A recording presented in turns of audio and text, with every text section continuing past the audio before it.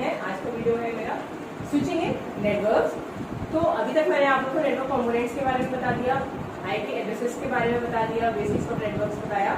तो अब हम लोग इसी में कंप्यूटर नेटवर्क्स की जो मेरी सीरीज है उसी में आगे बढ़ते हुए ये मेरा नेक्स्ट टॉपिक है कि अगर हमने एक नेटवर्क स्टैब्लिश करा काफी सारे कंपोनेंट्स का यूज करके, तो उसमें जो हम मैसेज का ट्रांसफर करेंगे वो किस तरीके से करा जाएगा। मतलब एक पोर्ट टू दूसरे पोर्ट पे अगर मैसेज ट्रांसमिट होता है, एक पोर्ट से दूसरा पोर्ट, जैसे कि मान लीजिए इस तरीके से एक पोर्ट ये है और एक ये पोर्ट है, यहाँ से ये सेंडर है और ये रिसीवर है। तो इनके बीच में अगर हमें कोई कनेक्शन स्टैब्लिश करना है, मैसेज सेंड करना है, तो क्या मेथड्स होते हैं मैसेज को सेंड करने के। बेसिकली एक जगह से दूसरी जगह मैसेज को सेंड करने को ही स्विचिंग कहते हैं। You connect to computer with the help of switch. तो स्विच से तो हमारा कनेक्शन स्टैब्लिश होता है और उसी कनेक्शन के ऊपर जब मैसेज को सेंड किया जाता है तो that is what is called switching off. तो स्विचिंग की अगर हम बात करें तो स्विचिंग में पहले आप लोगों को मैं स्विचिंग बताने से पहले बताऊंगी बैंडविड्थ। बैंडविड्थ क्या होती है? बैंडविड्थ तो ऐसा वर्ड है जो हम लोग डेली अपनी लाइफ में कहीं ना कहीं सुनते हैं। तो बैंडविड्थ क्या होती है? Second point, requirement. स्विचिंग की रिक्वायरमेंट क्यों पड़ी, ठीक है, स्विचिंग हमें क्यों करनी पड़ती है, और उसके टाइप्स, तीन तरीके की स्विचिंग होती है, circuit switching, packet switching and Macat. वैसे हम लोग अपने फर्स्ट पॉइंट पे बैंडविड्थ, मैंने बोला था बैंडविड्थ बताऊंगी आप लोगों को। तो ये एक मैंने डायग्राम बनाया है, इसके थ्रू आपको समझाने की कोशिश करती हूँ। वैसे बैंडविड्थ की अगर हम डेफिनेशन देखें तो इसका मतलब ये होता है कि एक रेंज होती है, it is a collection of different type of frequencies. Bandwidth is a collection of different type of frequency over a particular range. तो मतलब जैसे कि ये डायग्राम है, तो हमारा सपोज यहां से लेके यहां तक हमने एक बैंड बना दिया, ठीक है। तो इस पूरे बैंड में 1000 हर्ट्ज से लेके 5000 हर्ट्ज तक की फ्रीक्वेंसीज आ सकती हैं। इसका क्या मतलब हुआ कि एक पर्टिकुलर बैंड जो हमारा ये है, तो इसमें जैसे कि 1222 हर्ट्ज, ठीक है, ये 2500 हर्ट्ज, 3500 हर्ट्ज, ऐसे अलग अलग वैल्यूज की फ्रीक्वेंसीज इस रेंज में लाई कर रही होंगी। तो मैक्सिमम वैल्यू आएगी 4000 हर्ट्ज। तो अगर हम इस पूरे बैंड की बात करें तो ये इसकी बैंडविड्थ कितनी हो जाएगी?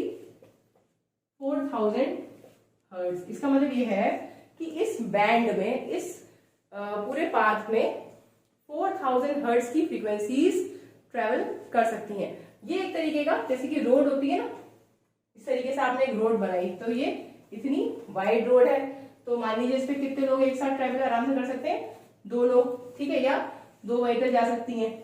फिर उसके बाद रोड को और हमने और ब्रॉड कर दिया, अब हमने 4 वे कर दिया, तो 4 लेन हमारी बन गई और सब में अलग अलग पाथ है। तो अलग अलग पाथ में लोग आराम से चल रहे हैं। तो अगर अलग अलग पाथ में लोग जाएंगे तो इनके बीच में आपस में कोई कोलिजन नहीं होगा, टकराएंगे नहीं ये लोग। और फिर ये भी नहीं होगा, मान लीजिएगा इस बंदा 1 नंबर वाले में कोई बंदा जा रहा है और सेकंड वाले को जाना है, तो वो अपने पाथ में चला जाएगा, उसको वेट नहीं करना पड़ेगा, ठीक है। अगर ये 4 नोड्स ना हो, कम हो, तो यहाँ पे 1 और 2 जा रहे हैं, यहाँ पे 3 और 4 जा रहे हैं, तो 1 को 2 का वेट करना पड़ेगा, कभी ना कभी 3 को 4 का करना पड़ेगा। तो थोड़ा सा वेट डिले टाइम बढ़ जाएगा और कोलिजन होने के भी चांसेस है। तो ये सारी प्रॉब्लम्स ही होती हैं जिसकी वजह से स्विचिंग करनी पड़ती है, ठीक है। तो अगर कभी भी नेटवर्क को स्टैब्लिश करते हैं तो नेटवर्क को स्टैब्लिश करने में there are various problems that might occur. Bandwidth की वजह से सबसे मेजर प्रॉब्लम बैंडविड्थ की ही होती है। अगर सफिशिएंट बैंडविड्थ है देन इट्स फाइन, लेकिन रियल टाइम सिनेरियो में बैंडविड्थ कहीं ना कहीं ज्यादा की रिक्वायरमेंट हो जाती है, या और उससे ज्यादा बैंडविड्थ की डिवाइसेज आ जाती हैं, तो जिसकी वजह से हमें या सेम टाइम में सेम फ्रीक्वेंसीज आ गई, तो इसीलिए हमें स्विचिंग टेक्निक का यूज करना पड़ता है। तो चलिए देखते हैं कैसे। जैसे मैंने आप लोगों को अभी बताया कि स्विचिंग की रिक्वायरमेंट्स क्या थी, तो वही मेंशन्ड है बोर्ड पे।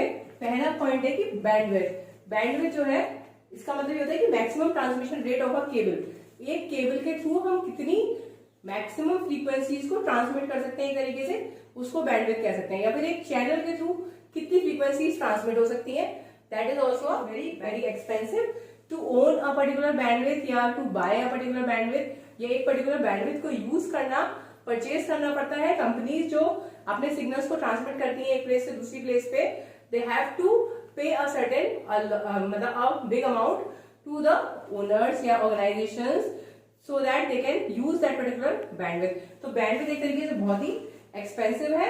तो इसीलिए जो नेटवर्क एडमिनिस्ट्रेटर्स हैं, डिजाइनर्स हैं, उनका मेन फोकस रहता है कि जो हम बैंडविड्थ इतनी कॉस्टली परचेज कर रहे हैं, उसका यूज कर रहे हैं, तो उसका मैक्सिमम यूटिलाइजेशन कर पाए, बैंडविड्थ हमारी कम से कम वेस्ट हो, मैक्सिमम से मैक्सिमम हम यूटिलाइज कर पाए। और नेक्स्ट पॉइंट है कोलिजन। जब जैसे एक रोड पे आप एक साथ काफी सारे लोग चलने लग जाए तो टकराने की बहुत ज्यादा चांसेस हैं। अब सबके लिए अलग अलग पाथ हम बना दें तो कम चांसेस होंगे, टकराहट मतलब एक्सीडेंट्स कम होंगे। इसीलिए देखिए रियल टाइम सिनेरियो में भी रोड्स पे 4 लेन वगैरह करी जा रही है सो दैट एक्सीडेंट्स के चांसेस कम हो जाए। तो इसीलिए स्विचिंग का कॉन्सेप्ट भी आता है। तो चलिए देखते हैं क्या होता है स्विचिंग। तो फर्स्ट आता है हमारा circuit switching. Circuit switching basically एक तरीके की रियल टाइम स्विचिंग होती है। इसमें जो डेटा को ट्रांसमिट करते हैं एक सोर्स टू डेस्टिनेशन, सपोज ये हमारा सोर्स है और ये हमारा डेस्टिनेशन है, तो इस टाइप की स्विचिंग में सोर्स टू डेस्टिनेशन सबसे पहले सर्किट का सेटअप किया जाता है। तो ये रियल टाइम स्विचिंग कहलाती है। रियल टाइम स्विचिंग का मतलब ये है कि जब सेंडर और रिसीवर दोनों एक्टिव हों, ठीक है। इसका सबसे अच्छा एग्जाम्पल होता है वॉइस कॉल। सपोज आपने एक पर्सन को कॉल करा, तो अगर आप मोबाइल से कॉल करें चाहे लैंडलाइन से कॉल करें, जब आप कॉल करेंगे तो कॉल करने पे क्या होगा, पहले आप लैंडलाइन से करा तो आप चेक करेंगे फोन में dial tone. Dial tone shows that your phone is connected to that particular network, ठीक है, वो नेटवर्क से कनेक्टेड है। अगर फोन डेड होगा तो डायल टोन नहीं होगी। फिर अगर डायल टोन है तो आप नंबर डायल करेंगे, मतलब आप कनेक्शन स्टैब्लिश करने का फर्स्ट स्टेप कर रहे हैं। नंबर डायल करने के बाद में रिंग बजेगी लंबी, लेकिन अगर आप लोकल कॉल करते तो छोटी रिंग बजती थी, अगर आप लॉन्ग डिस्टेंस कॉल करते थे तो एक लंबी सी रिंग की आवाज आ रही थी। अब ऐसा नहीं होता, सेम ही रहता है। तो वो रिंग की जो साउंड है इट शोज कि आपने जो रिक्वेस्ट करी, मतलब आपने जैसे कि नंबर डायल करा तो आपने कनेक्शन स्टैब्लिश करा, तो कनेक्शन स्टैब्लिश करने के बाद में आपकी रिक्वेस्ट सेंडर तक जा रही है। अभी कनेक्शन स्टैब्लिश हो रहा है, अभी डेटा ट्रांसफर होना शुरू ही नहीं हुआ है, अभी सिर्फ और सिर्फ कनेक्शन का सेटअप हो रहा है, सर्किट इज बीइंग सेटअप। तो सबसे पहले सर्किट सेटअप करा जाता है, उसके बाद उसमें रियल टाइम सिनेरियो में मैसेज ट्रांसमिट किया जाता है। इसमें हमारे जो डेटा जाएगा वो बिट्स के फॉर्म में ट्रांसमिट हो सकता है, बिट्स के फॉर्म में जो है डिजिटली डेटा ट्रांसमिट हो जाता है।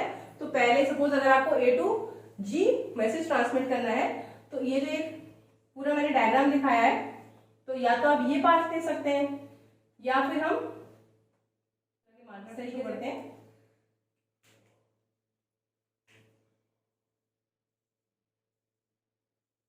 ठीक है, तो ये वाला पाथ ब्लैक कलर से जो दिखाया वो एक पाथ और नीचे ग्रीन वाला, तो you can take any path, पर पहले कनेक्शन स्टैब्लिश किया जाएगा A to G, सारे नोड्स को कनेक्ट करवाया जाएगा थ्रू द मीडिया, ठीक है, मीडिया के थ्रू कनेक्ट हो जाएंगे और उसके बाद में डेटा ट्रांसमिट का सेटअप आएगा। और इसमें हम वॉइस कॉल एक एग्जांपल ले सकते हैं, साथ में दूसरा एग्जांपल हो सकता है चैटिंग। जैसे आप एक बंदे से दूसरे बंदे एक किसी पर्सन से चैटिंग करते हैं तो चैटिंग इज ओनली पॉसिबल, आपने सपोज एक मैसेज टाइप करा हाय, जैसे आप व्हाट्सएप पे चैटिंग करते हैं, तो अगला पर्सन अगर ऑनलाइन नहीं है तो आपका मैसेज को वो बाद में रीड करेगा, तो वो पैकेट के रूप में सेंड हो जाएगा उसके मैसेज बॉक्स में। लेकिन अगर वो ऑनलाइन है तो उसी टाइम रियल टाइम में ही आपको रिप्लाई मिलेगा and you can go ahead on जो है जीमेल के मैसेंजर्स में चैटिंग होती थी, जब आप दोनों कनेक्टेड होते थे, दोनों ऑनलाइन होते थे तब चैटिंग होती थी।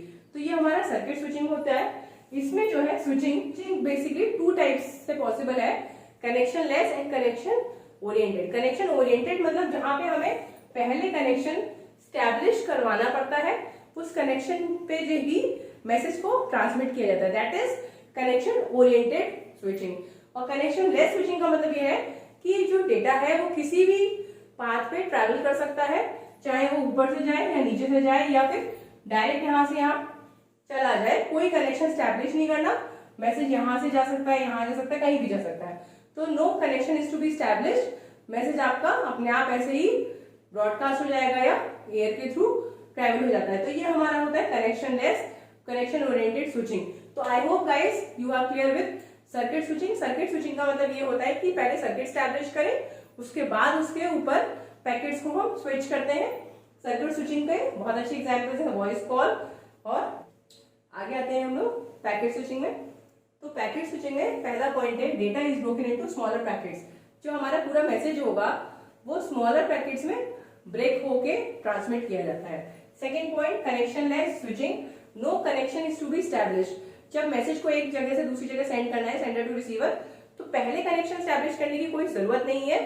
जो आपका नेटवर्क बना हुआ है उस पर डेटा किसी भी पाथ पे कहीं से भी जा सकता है, और कॉल, यही जैसे कनेक्शन की जरूरत नहीं है, तो इसी को हम कह सकते हैं कि कॉल सेटअप करने की भी जरूरत नहीं है।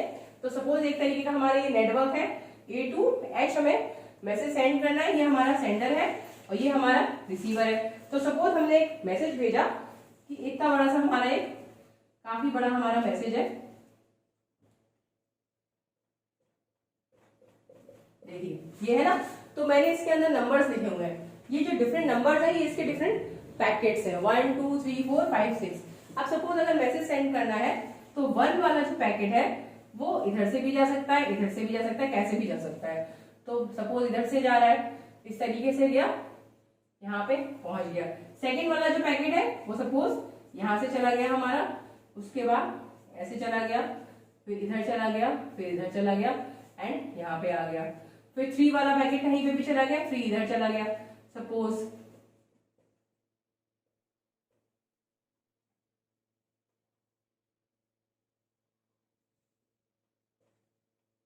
तो इस तरीके से ये मैसेज के जो पैकेट्स हैं, कोई भी पैकेट जब पूरा मैसेज आपका फ्रेगमेंट हो जाता है into various packets, all the packets can be transmitted simultaneously on to different path. एक ही साथ सारे पैकेट्स को ट्रांसमिट कर दिया जाता है, वो पाथ अलग अलग, सॉरी वो पैकेट अलग अलग किसी भी पाथ पे ट्रेवल कर सकते हैं और एक साथ जा सकते हैं।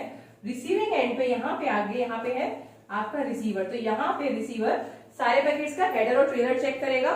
हर पैकेट में हेडर ट्रेलर होता है, उस हेडर और ट्रेलर के बेसिस पे उन सारे पैकेट्स को असेंबल करके दोबारा से ओरिजिनल मैसेज के टाइप से तैयार कर देगा और आपको ओरिजिनल मैसेज रिसीव हो जाएगा।